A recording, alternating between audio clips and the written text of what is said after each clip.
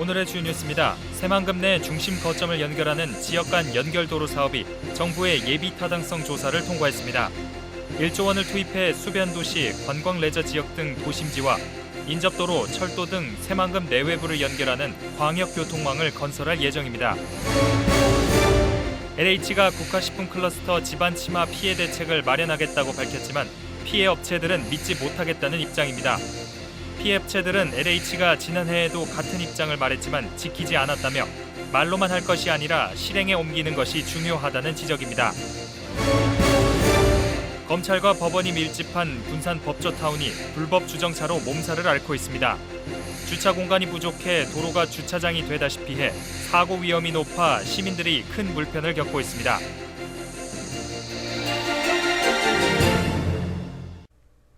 여러분 안녕하십니까? 10월 27일 목요일 종합뉴스 시작합니다. 새만금 내 중심 거점을 연결하는 지역 간 연결도로 사업이 정부의 예비 타당성 조사를 통과했습니다. 앞으로 1조 원을 투입해 수변도시, 관광 레저 지역 등 도심지와 인접도로, 철도 등 새만금 내외부를 연결하는 광역교통망을 건설할 예정입니다. 이승원 기자입니다. 새만금 신항만부터 출발해 17km를 가로지르는 새만금 동서도로. 내년에는 남북도로도 개통될 예정이지만 복합개발 용지와 관광 레저 용지 등 새만금 내부 곳곳을 잇는 도로는 아직까지 없었습니다. 새만금 주요 거점을 연결하는 지역 간 연결도로 사업이 정부의 예비 타당성 조사를 통과해 건설이 확정됐습니다. 지역 간 연결도로는 수변도시와 국제협력 용지, 농생명 용지, 관광 레저 용지를 연결합니다. 오는 2028년까지 국비 1조 500여억 원을 들여 20.7km 구간의 6차선 도로로 건설될 예정입니다. 내부 중심 거점은 물론 위아래로 새만금 동서도로와 국도 30호선과 연결돼 외부까지 연결되는 광역교통망 기능을 수행하게 됩니다. 주변에 철도, 또 항만, 공항과 같은 광역교통망에 접근하는 핵심 축이 될 것입니다. 그리고 그 지역에 여러 가지 이제 도시들이 만들어지는데 하나의 도시가 서로 연결되는 그러한 기능을 이제 하게 될 것입니다. 연결도로가 건설되면서 국내외 민간 자본 투자에도 영향을 미칠 것으로 예상됩니다. 도로를 따라 내부 개발 지역의 접근성이 높아지고 전기, 통신, 상하수도 등 도시 개발에 필요한 기반 시설이 들어서면서 민간 투자가 늘어날 것으로 기대됩니다. 새만금 접근성이 획기적으로 개선될 것으로 예상되고 새만금 내부 어디든 20분 안에 다 닿을 수 있는 대단히 중요한 역할을 할 것이라고 생각합니다. 하지만 예산 확보라는 과제가 남아 있습니다. 새만금청이 정부에 기본 설계 용역비를 요청했지만 내년도 국가 예산안에 반영되지 않았습니다. 전라북도는 예비 타당성 조사 통과로 예산 미반영 사유가 해결된 만큼 국회 심의 단계에서 예산 확보에 나서겠다고 밝혔습니다. 내년에 개통할 남북도로와 함께 광역교통망을 형성할 새만금 지역 간 연결도로. 내년도 예산이 확보가 된다면 새만금 내부 개발에 속도가 붙을 것으로 전망됩니다. KCN 이승원입니다. 고군산군도에서 해양레저와 산림휴양을 동시에 즐길 수 있는 해양레저 관광시대가 본격적으로 개막합니다. 새만금위원회는 지난 12일부터 15일 동안 제27차 회의를 열고 군산 광역해양레저체험 복합단지 조성사업 통합개발계획과 새만금 간척지 수목식재 확대계획 등 2건을 확정했습니다. 해양레저체험 복합단지는 398억 원을 들여 올해 착공해 오는 2024년 운영에 들어갈 예정입니다. 새만금 간척지 수목식재는 오는 2026년까지 농생명용지 몰목장 55헥타르와 강유역 방수제 도로사면 73헥타르, 농생명용지 내부도로 100헥타르에 나무를 심는 사업입니다. 2023 새만금 세계 스카우트 잼버리가 300여일 앞으로 다가온 가운데 구체적인 행사 계획이 윤곽을 드러냈습니다. 전북도에 따르면 최근 도내 시군 협력과제 회의를 열고 세계 잼버리 시작을 알리는 공식 행사인 개영식은 내년 8월 2일, 폐영식은 8월 11일에 열기로 결정했습니다. 참가자를 대상으로 한 사전 관광 프로그램은 7월 28일부터 8월 1일까지, 농촌 체험은 7월 30일부터 8월 1일까지 진행됩니다. 참가자의 사전 관광은 서울을 포함한 도내 명소를 둘러보고 농촌 체험은 도내 31개 농촌 마을에서 진행될 예정입니다. 에디슨모터스가 경영 정상화를 위해 추진하는 매각이 이르면 연말쯤 결과가 나올 것으로 보입니다. 에디슨모터스는 자사 매각에 관심을 보인 업체 2곳과 매각을 위한 논의를 진행하고 있으며 결과는 이르면 연말이나 내년 1분기 이전에 나올 것으로 예상됩니다. 이들 업체 가운데 한 곳은 자동차업을 운영하고 나머지 한 곳은 비자동차 업체인 것으로 알려졌습니다.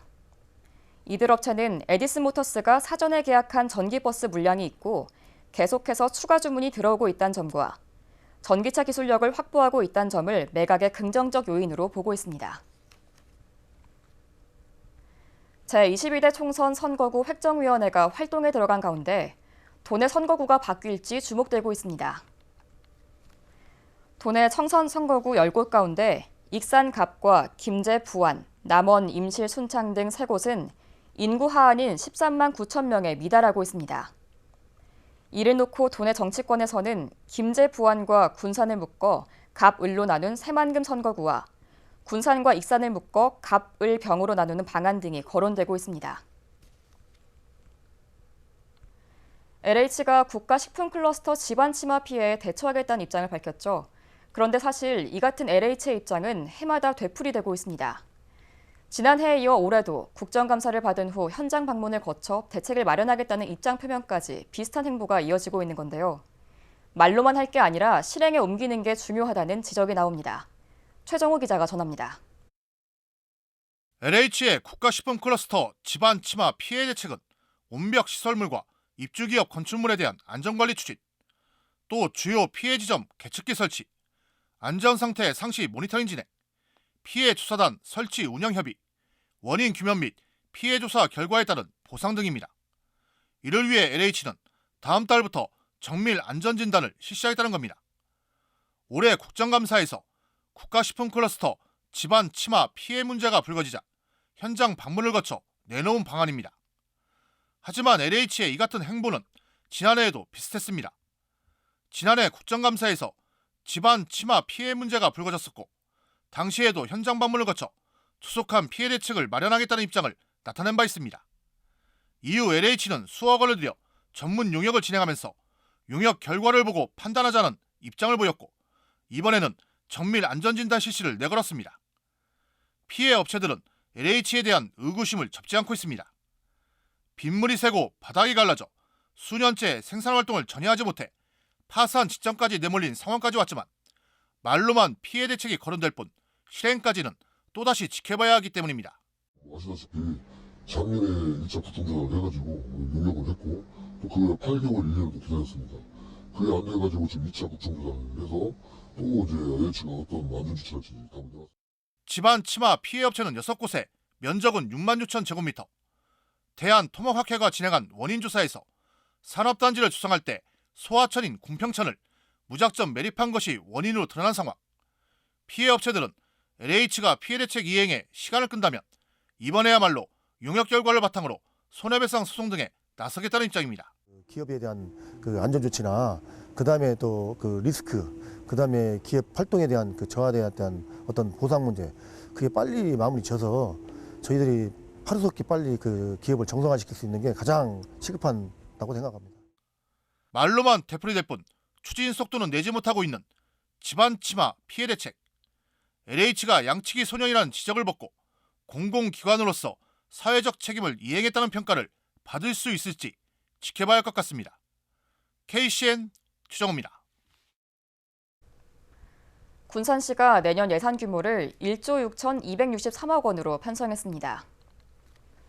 이는 올해보다 1,707억 원이 늘어난 것으로 일반 회계 1조 4,813억 원, 특별회계 1,450억 원입니다. 내년 주요 사업을 보면 군산조선소 생산블록 해상물류 지원, 조선업 전문기술 인력 양성 지원, 그린산업 육성 청년 일자리 사업, 군산사랑 상품권 발행, 새만금 스마트 수산 가공 종합단지 조성 등 일자리 창출과 지역경제 활성화에 초점을 맞췄습니다. 한편 군산시의 내년 예산안은 시의회를 거쳐 12월에 확정됩니다. 군산시가 공부의 명소 등 민선 8기 공약인 명품 교육도시를 위한 다양한 정책들을 추진합니다. 시는 공공학습 플랫폼인 공부의 명수를 통해 맞춤형 온라인 학습과 화상 질의응답 서비스를 제공합니다. 또 청소년들의 진로 체험 기회를 위한 자기개발 연수비 10만 원을 지원하며 중고등학생 시내버스 무상요금을 단계적으로 도입할 예정입니다. 이와 함께 저연령 어린이에게 체험과 놀이가 포함된 자연숲 놀이터 조성을 계획하고 있습니다. 한국전쟁 전후에 희생된 군산의 민간인을 위로하는 사업에 예산을 지원할 수 있는 법적 근거가 마련됐습니다.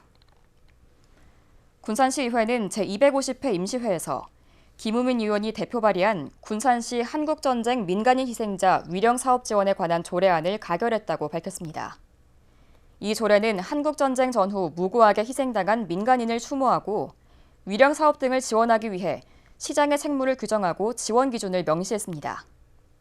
이에 따라 시는 진실 화해를 위한 과거사정리위원회와 국가인권위원회 등 국가기관의 진상조사와 사법적 판단을 거쳐 사건과 관련한 위령 사업을 지원할 수 있습니다. 군산대학교 인근에 조성되고 있는 전북 사회적 경제혁신타운이 이달 말 준공을 앞두고 입주기업을 모집합니다. 전북도에 따르면 도내 사회적 기업과 마을기업, 협동조합 등 32개 기업을 대상으로 다음 달 9일까지 입주기업을 모집합니다. 입주기업은 임대료 50% 감면 혜택과 함께 혁신타운에서 운영하는 시제품 제작 프로그램, 영상 촬영 장비 활용, 교육 컨설팅 등 다양한 지원 혜택을 받을 수 있습니다. 입주 기간은 기본 1년이고 최대 3년까지 연장이 가능합니다. 가을 배추가 본격적으로 출하되면서 고공행진하던 배추값이 크게 떨어졌습니다. 익산 원협 등에 따르면 10kg 기준 도매가가 9,172원으로 한 달 전과 비교해 60% 이상이 떨어졌습니다.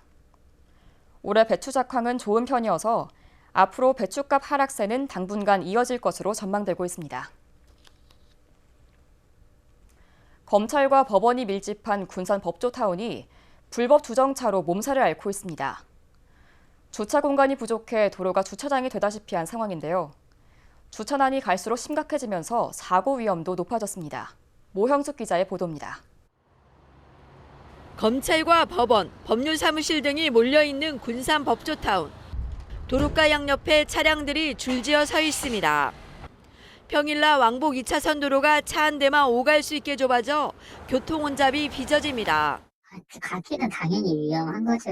그걸 더군다나 한쪽으로 하게 양쪽으로 주차를 하잖아요. 그 갓길 좁은데도 그건 사고 위험이 있겠죠. 경매라도 있는 날이나 도로에 잠깐이라도 차량을 세우면 뒤에서 오는 차량과 뒤엉켜 금세 아수라장으로 변합니다. 경매 있는 날은 거기 난장판이지 난장판. 차 한 대가 겨우 지나갈 정도로 도로를 점령한 탓에 운전자 간 실랑이나 접촉사고도 종종 발생하는 상황. 골목마다 주차장으로 변해 보행자들의 사고 위험도 높아지고 있습니다. 이처럼 법조타운의 주차 문제는 어제 오늘 일이 아닙니다. 지난 1996년 전주지방검찰청 군산지청과 전주지방법원 군산지원이 조촌동으로 이전하고 법률사무실이 생기면서 주차난은 심각해졌습니다. 예초 법조타운이 만들어질 당시 주차 공간 부족을 예측하지 못하고 법률사무실 역시 주차 공간을 넉넉하게 확보하지 못하면서 벌어진 일입니다. 사고 날 뻔은 했죠. 차들이 이렇게 쭉 지나가는데 그 뒤에서 나오기도 하고 사람이 지나가기도 하고 튀어나오기도 하고 하니까 그래도 그걸 이용하시는 그 시민들도 많이 불편해하죠. 찾을 데가 없으니까. 군산시는 조만간 17대 차량이 들어갈 공용주차장을 운영할 계획이지만 현재로서는 시유지 땅이 없는 데다 예산 문제 등으로 추가 주차 공간 조성은 엄두도 내지 못하고 있습니다. 주차 대란에 도로마다 몸살을 앓는 군산 법조타운. 뾰족한 수가 없어 보여 운전자와 주민 불편은 이어질 전망입니다. KCN 모영숙입니다. 국내 코로나19 신규 확진자 수가 3만 명대를 기록했습니다. 중앙방역대책본부에 따르면 오늘 오전 0시 기준 국내 코로나19 신규 확진자 수는 3만 4,987명으로 집계돼 지난주보다 1만 명 가까이 늘었습니다. 감염 경로는 국내 발생 3만 4,932명, 해외 유입 55명입니다. 위중증 환자 수는 242명을 기록했고 사망자는 26명 발생했습니다. 도내 코로나19 신규 확진자 수가 1000명대를 이어갔습니다. 전북도에 따르면 오늘 오전 7시 기준 도내 코로나19 신규 확진자 수는 1003명으로 집계됐습니다. 지역별로는 전주 354명을 비롯해 익산 152명, 군산 142명 등입니다. 감염 재생산 지수는 25일 기준 1.09를 기록했고 사망자는 1명 발생했습니다. 군산에서 코로나19 관련 사망자가 한 달여 만에 추가 발생했습니다. 군산시는 어제 코로나19 관련 사망자가 1명 발생해 누적 사망자가 102명으로 늘었다고 밝혔습니다. 군산에서 코로나19 관련 사망자가 나온 건 지난달 23일 이후 34일 만입니다. 한편 군산의 백신 접종은 1차 88.96%, 2차 88.15%, 3차 70.95%로 나타났으며 4차는 19.93%에 그쳤습니다. 오늘부터 일반 성인도 계량 백신 접종을 받을 수 있습니다. 코로나19 예방접종 대응추진단은 기존에 건강 취약계층만 실시했던 계량 백신 접종을 18세 이상 모든 성인으로 확대한다고 밝혔습니다. 2차 접종 완료자라면 누구나 예약할 수 있으며 모더나 계량 백신 1종과 화이자 계량 백신 2종 등 3가지 중 선택해 접종받을 수 있습니다. 군산의 업무상 사고 재해율이 전주와 익산보다 높은 것으로 나타났습니다. 고용노동부에 따르면 지난 2020년 기준 군산의 근로자 12만 5,076명 가운데 재해자는 773명입니다. 업무상 사고 재해율로 보면 전체 근로자 가운데 재해자는 0.62%로 전주와 익산 0.6%보다 높았습니다. 이는 광주지청 평균 업무상 사고 재해율인 0.51보다 매우 높은 수치입니다. 익산 마을 동아리가 호응을 얻고 있습니다. 익산시에 따르면 지난 4월부터 마을 동아리 육성 사업을 시작한 후 현재까지 30개 마을에서 500여 명의 주민이 참여해 활동하고 있습니다. 마을 동아리는 풍물과 원예 치료, 치매 예방 체조, 난타 등 다양한 활동을 펼치고 있습니다. 익산시는 내년 초에 마을 동아리 성과 보고회를 갖고 더 나은 활성화 방안을 마련할 방침입니다. 이어서 전북권 뉴스입니다. 도내 농민단체들이 다음 주에 대규모 집회를 갖고 쌀값 폭락 대책 마련 등을 요구하기로 했습니다. 전국 농민의 총연맹, 전북도연맹 등은 27일 도의회에서 기자회견을 갖고 올해 쌀값은 작년 수준에 한참 미치지 못하고 있어 농민 생존권이 위협받고 있다고 하소연했습니다. 이어 정부는 물론 지자체에서도 농민들의 짐을 덜어줘야 한다며 다음 달 3일 도청 앞에서 농민 1000여 명이 참여한 농민대회를 열기로 했습니다. 최근 5년 동안 도내 귀농, 귀여 가구가 늘어난 것으로 조사했습니다. 호남지방 통계청에 따르면 지난해 도내 귀농 가구는 1,507가구로 2007년보다 146가구, 10.7%가 늘었습니다. 귀농 가구 가운데 1인 가구는 77.8%로 이 기간 13%포인트 늘었고 지난해 평균 가구 원수는 1.34명으로 이 기간 0.23명이 줄었습니다. 또 지난해 어촌에 돌아온 도내 귀여 가구는 104가구로 5년 전에 비해 21가구, 25.3%가 증가했지만 귀여 가구 평균 가구 원수는 1.23명으로 이 기간 0.34명이 줄었습니다. 200억 원대 렌터카 투자 사기를 벌인 30대가 실형을 선고받았습니다. 전주지법은 특정 경제범죄 가중처벌 위반 등의 혐의로 35살 A씨에게 징역 9년을 선고했습니다. A씨는 지난 2018년부터 3년간 렌터카를 맡기면 매달 수익금과 할부금을 보장하겠다고 속여 52명에게 렌트카 261대를 가로챘습니다.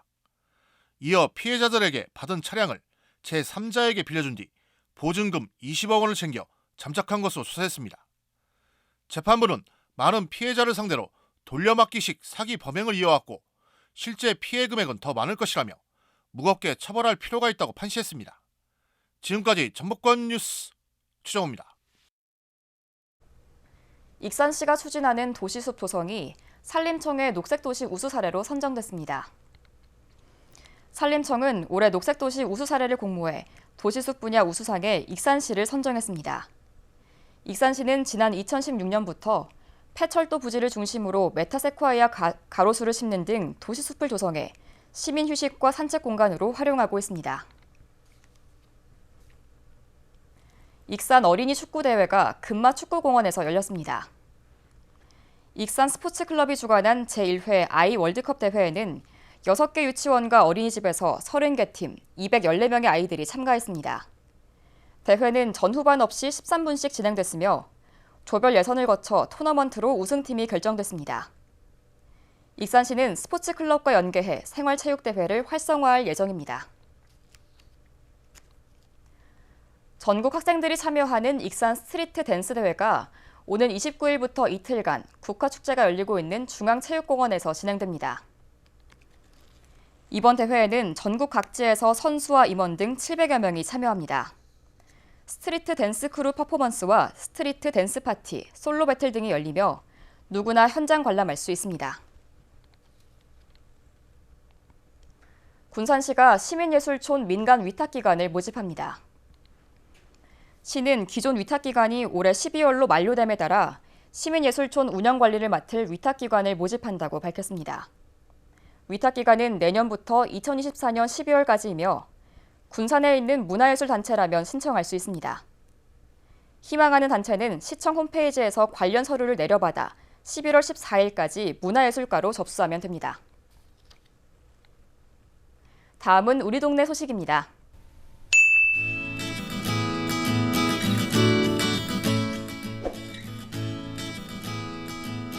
군산 근대미술관에서 강윤면 작가 초대전 땅의 울림이 전시 중입니다.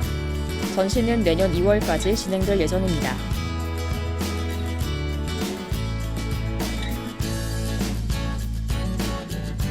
익산 백제왕국박물관이 제12회 어린이 문화재 그리기 대회 수상작을 발표했습니다. 익산의 문화재 및 문화재와 관련된 추억, 상상화라는 주제의 대회로 어린이다운 표현과 익산의 문화재를 잘 살린 작품으로 주요 우수작이 선정됐습니다. 이리공업고등학교 교직원과 학생 450여 명이 릴레이 뜨개 목도리를 직접 제작해 지역의 소외계층 어르신에게 전달할 예정입니다.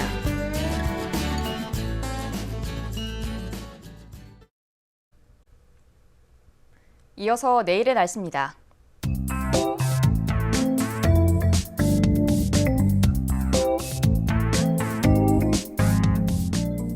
내일 전북은 기온 변화로 인한 면역력 저하 등 건강관리에 유의해야겠습니다.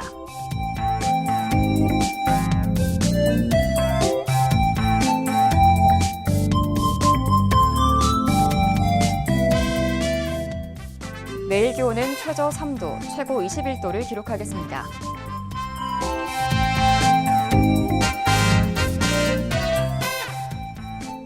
내일 군산은 최고 18도까지 기온이 오르겠습니다.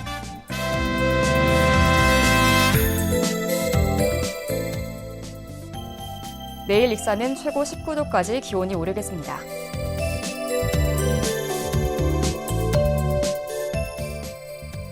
바다의 물결은 서해남부 모든 바다에서 0.5m에서 2m로 일겠습니다. 날씨였습니다.